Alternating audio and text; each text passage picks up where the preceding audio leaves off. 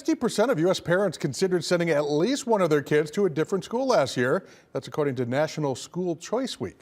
WIFR News reporter Alyssa Kelly talks with educators and experts to learn more about finding the best education option for your children.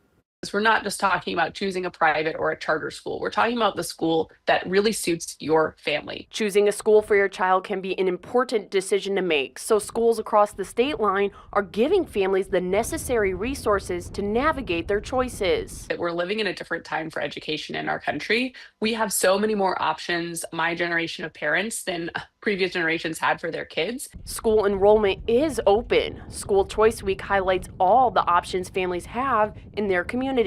The most important thing that I tell parents to think about is not just what is a generally good school, but what's the right match for your individual child. But Doyle tells me options will differ state to state.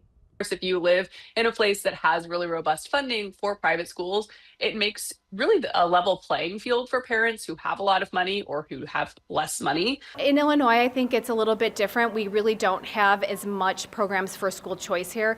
Last year, the Invest in Kids Act was not renewed, and so it has become very difficult for them in our state to have choice in their child's education. Bethke encourages parents looking for options to not give up and understand scholarship opportunities are available. In your child's education, you get one shot at it. And so seeing it as a long-term investment into their future and into, their life ahead. In the state line, Alyssa Kelly, WIFR News.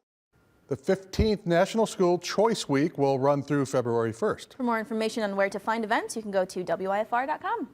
If this were Weather Choice Week, I think we all be pretty favorable about what's being chosen so far. No doubt about that. Maybe just a little less wind.